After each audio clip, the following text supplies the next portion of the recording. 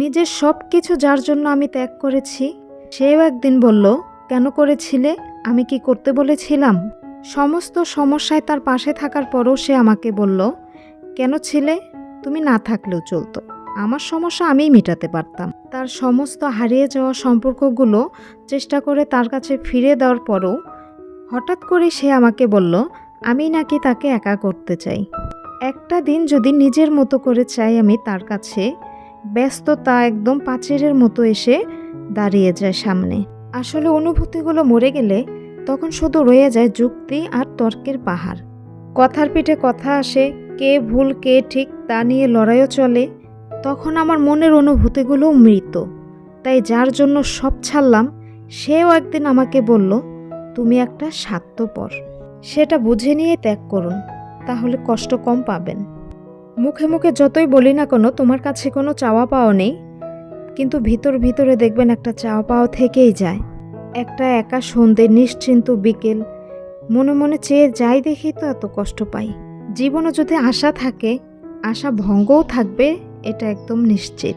জীবনটা পাহাড়ের বাঁকের মতো, ঠিক অসম্ভব রহস্যময়।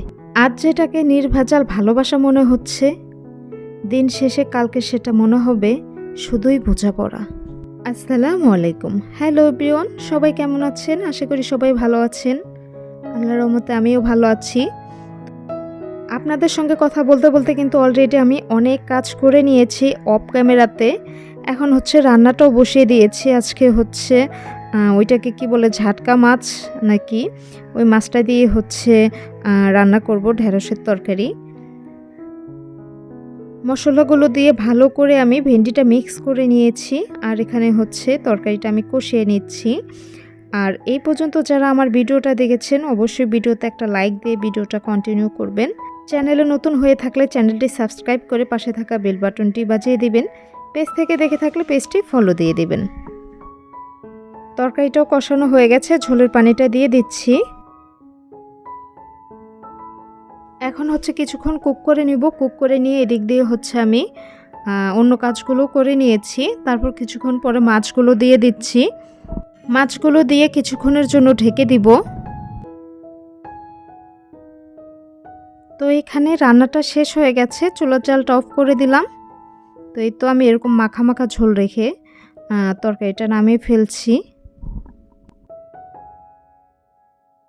আর এখানে হচ্ছে বাজারে এনেছিলাম কিছু, 2 প্যাকেট বিস্কিট এনেছিলাম, আর হচ্ছে তেল এনেছিলাম।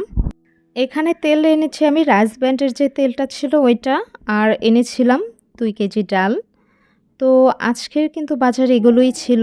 আসলে মনে করে করে আনতে হয়, একদিনে সব মনে থাকে না আমার, আর আমি ওইভাবে লিস্ট করে কিছু আনি না। তো আজকের ভিডিওটা এখানে শেষ করে দিচ্ছি। ভিডিওটা ভালো লাগলে একটা লাইক দিতে ভুলবেন না। আজকে এই পর্যন্তই। সবাই সুস্থ থাকবেন, ভালো থাকবেন। আল্লাহ হাফেজ।